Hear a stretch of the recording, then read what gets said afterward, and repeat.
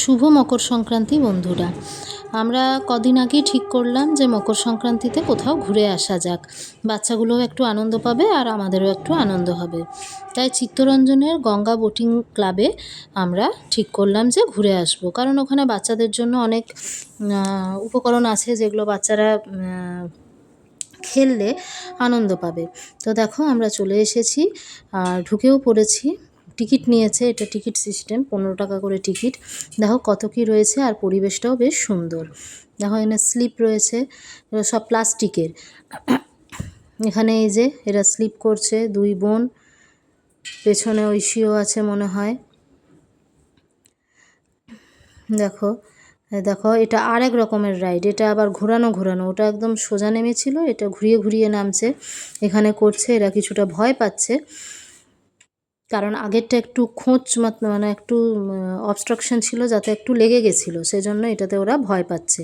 তারপরে ঘোরানো ঘোরানো বলে এরা দেখো বুড়ো ধামড়িটাও ভয় পাচ্ছে। এবার নেমেছে কোনো মতে এরা, দেখো পরপর নামছে সব, এবং খুব আনন্দ পেয়েছে ওরা। এবং কিছুক্ষণ পর দেখতে পাবে যে ছোটোগুলোর থেকে আরও বেশি কারা আনন্দ পেয়েছে। এখন বাচ্চাদের আনন্দেই আমাদের আনন্দ, তাই বাচ্চাদের যে জায়গাগুলো ভালো লাগবে সেই জায়গাগুলোতেই আমাদের যেতে হবে এবং তার মধ্যেই আনন্দ খুঁজে নিতে হবে। এই যে ঐশী নামছে, বাচ্চাগুলোর হাসি দেখেই মনে হচ্ছে যে ওরা কতটা আনন্দ পেয়েছে। এই যে কতজন চেপেছে দেখো, আরও 2-4 জনকে নিয়ে নিলে অবশ্য কোনো ক্ষতি ছিল না, তবে বাচ্চার থেকে বাচ্চার মায়ের হাসি দেখে মনে হচ্ছে যে বাচ্চাদের থেকে মায়ের আনন্দটা একটু হলেও বেশি। এই বাচ্চার মাটি দুলতে আবার খুব ভালোবাসে, যেখানেই যায় শুধু দোলনা দোলে। এখানে আরেকজন অপেক্ষা করে আছে দোলনা কখন ফাঁকা হবে আর সে চাপবে। এই এতজনকার ভাত যে এই দোলনা নিতে পেরেছে, এই বিশাল ভাগ্য। দেখো চারদিকের পরিবেশটা তোমাদের দেখিয়ে দিই, খুব নির্জন নিরিবিলি এবং খুব সুন্দর। এবারে সবাই চাপছে, আমারও তো মন যায়, আমারও তো মন বলে কিছু আছে, তো আমিও চেপে পড়েছি। চলো আমিও একটু দুলে ফেলি।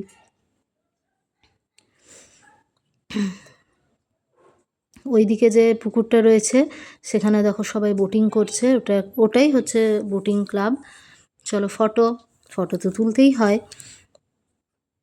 আর এইখানে দেখো, বলে না আনন্দের কোনো বয়স হয় না, এই হচ্ছে তার প্রমাণ। মানে বাচ্চারা দাঁড়িয়ে আছে যে কখন তারা দোলনায় চাপবে, তারা আনন্দ করবে তা নয়, এই বুড়ো তো ব্যাস দুলেই চলেছে।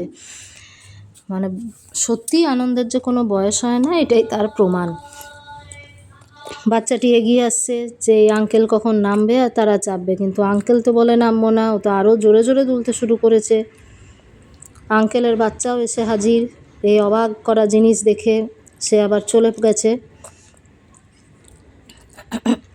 দুলছে দেখছো, যেন একদম উড়িয়ে দিবে সব দুলে দুলে।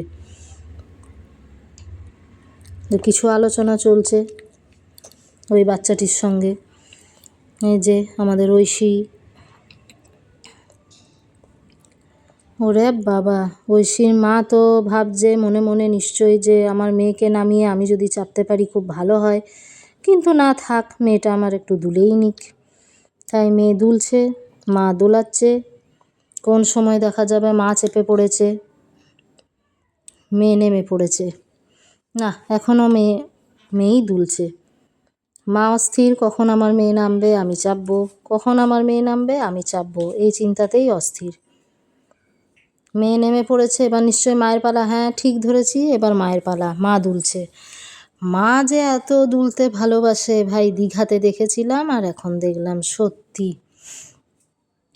এবার ঠিক করতে হবে যে ঘরেই যেন একটি দোলনার ব্যবস্থা করা হয়, বলতে হবে যে ঘরে একটি দোলনা দেওয়া হোক, সারাদিন দুলে দুলে রান্না করবে, কাজ করবে, সব হবে। ওই দেখো আমাদের দুইজনকার পোজ, এই দুজনকার ফটো কমন থাকবেই, এই দুজনকার ফটো কমন থাকবে। আহাগো বেচারা সন্তোষকে দেখো কি দুঃখ। এই যে এইটাতে চেপে তো আরও আনন্দ হয়েছে, একজন চাপছে তো আরেকজন একদম সোজা সামনে চলে আসছে, আবার আরেকজন উঠছে তো আরেকজন সোজা নেমে সামনে। ঠিকই আছে, চলো ঐশীর অবস্থা দেখো, সরে সরে চলে আসছে বেচারা। এবার ঐশী তো ছাড়ো, এবার এখানেও ওর মায়ের চিন্তা যে আমার মেয়ে কখন নামবে আর আমি চাপবো। আমার তো মনে হয় এসেছে মা আনন্দ করবে বলেই আশা। এবার মেয়ের পর মায়ের পালা। দেখো এবার মা চেপেছে, দিন দিন যেন বাচ্চা হচ্ছে। এবার কে আগে নামবে সে নিয়ে সমস্যা।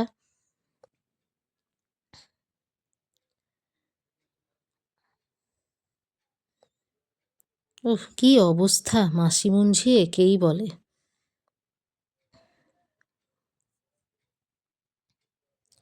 এবার এই গোল গোল ঘোরানোগুলোতে তিনজন প্রথমে চেপেছিল, কিন্তু তিনজনকে আমরা ঘুরিয়ে উঠতে পারিনি।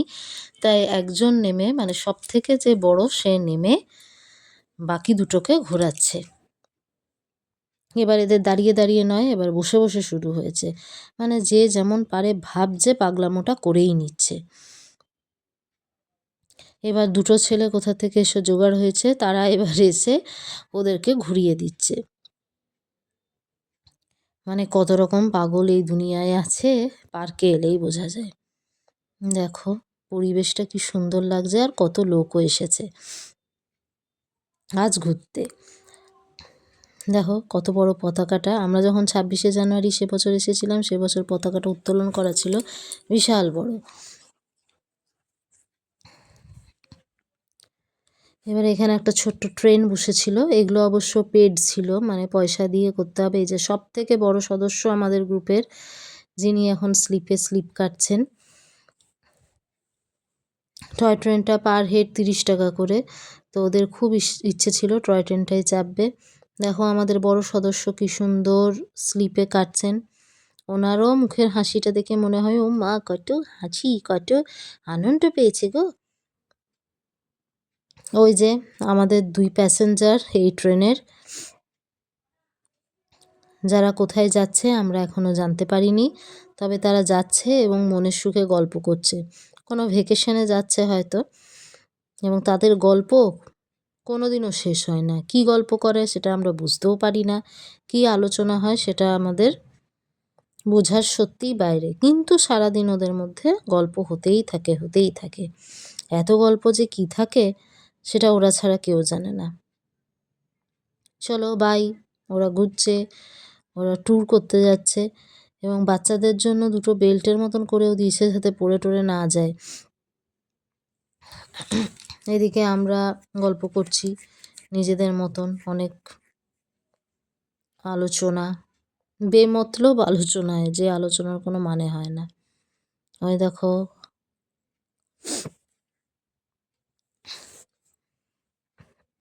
এরা এখন ঘুরেই চলেছে।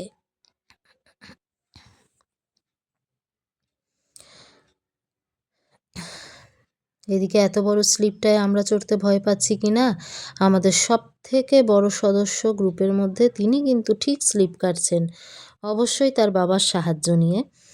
তবে ওনার হাসি দেখে মনে হচ্ছে উনি খুব আনন্দ পেয়েছেন। আর একটু বড় হোক, সব থেকে আনন্দ ওই পুটকুরানিটাই করবে। ওই দেখো কি সুন্দর স্লিপ কাটছে, ওরে বাবারে, আর একটুও ভয় নেই। অন্যান্য বাচ্চারা হলে ভয় পাবে, হয়তো কাঁদবে, কিন্তু না, ওনার মনে কিন্তু কোনো ভয় ডর নেই। এই দেখো একটা বাচ্চাদের জন্য স্লিপ হাতি শেপের, এই যে সবাই বোটিং করছে কত সুন্দর, কিন্তু আমরা করিনি, কারণ এই বোটগুলোকে দেখে আমাদের খুব দুর্বল মনে হয়েছিল। আর আমাদের মতন সবল প্রাণীরা যদি এই দুর্বল বোটে চাপে তাহলে কিন্তু কোনো ভয়ঙ্কর ঘটনা ঘটে যেতে পারে। তাছাড়া দীঘায় একটা খুব দারুণ অভিজ্ঞতা হয়েছে এই বোটিংটা করে, তো সেই জন্য আমরা আর কেউ রিস্ক নিইনি। বাবা দরকার নেই বোটিং করে, আমরা দেখেই শান্তি পাই। সবাই করুক আর আমরা দেখে এনজয় করি। সবাই যদি বোটিংই করলো তাহলে দর্শক কে হলো, আর দেখে দেখে এনজয় বা কে করলো, তাই সেই জায়গাটা আমরাই নিলাম। চলো এবার অনেক রিকোয়েস্টের পরে আমার বোন আমার সাথে ফটো তুলতে রাজি হয়েছে। আসলে সুন্দরী তো, ফটো তুলতে চান না। আর এই যে এনাকেও অনেক কষ্টে রাজি করাতে হয় ফটো তুলতে, আর ইনি সব সময় রেডি থাকেন পোজ দেওয়ার জন্য, কখন কেউ এসে ফটো তুলবে। আর এই আমাদের গ্রুপের ফটো, যেটা সবাইকার মুখ আমরা হেলে হুলে বার করে রাখি তোলার জন্য। সাথে খেলাম পপকর্ন, বাচ্চাগুলো খেয়েছিল ফ্রুটি। এই যে বোটিং ক্লাব, এইখান থেকেই খাবারের ব্যবস্থা হচ্ছে, আর পাশেতে বোটিং। টাটা।